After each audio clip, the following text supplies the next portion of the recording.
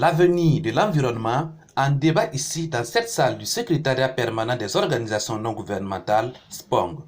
C'est à travers cette activité, marquée par de communication et qui réunit des acteurs de la société civile, que le SPONG et ses partenaires commémorent la Journée internationale de l'environnement. Déjà sur le plan agricole, nous interpellons, notre message c'est vraiment d'aller vers des pratiques agroécologiques qui utilisent des engrais naturels plutôt que des engrais chimiques qui peuvent donc être nocifs à la terre, de renoncer donc aux pesticides chimiques aussi qui sont également nocifs, et par aussi les actions de pollution, l'utilisation des plastiques qui ne sont pas biodégradables.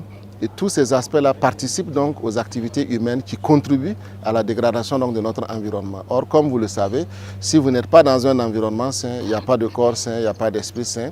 Et tout cela va donc se ressentir sur les activités économiques quand on sait que 85% de la population tire ses revenus donc de la terre. Une seule terre, c'est le thème interpellateur de l'édition 2022 de la Journée mondiale de l'environnement. Un thème qui invite chaque citoyen à avoir le réflexe de protéger l'environnement.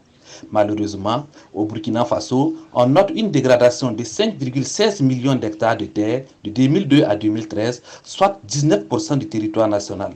Ces chiffres interpellent donc à une prise de décision pour inverser la tendance. Nous qui sommes un pays sahélien où nous sommes plus affectés par la dégradation des terres, ce genre de modèle devrait aussi nous permettre d'apostropher les partenaires sur la nécessité de nous accompagner à la récupération des terres dégradées, mais aussi accompagner les communautés à rentrer dans un cycle de résilience quand vous savez que nous avons pratiquement plus d'1,5 million de déplacés internes dans le pays, des gens qui ne peuvent plus cultiver, qui ont abandonné leurs terres.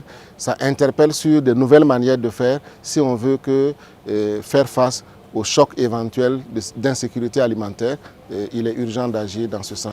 Promouvoir la protection de l'environnement et accroître la sensibilisation aux problèmes environnementaux, tel est l'objectif de la Journée mondiale de l'environnement initiée par les Nations Unies en 1974.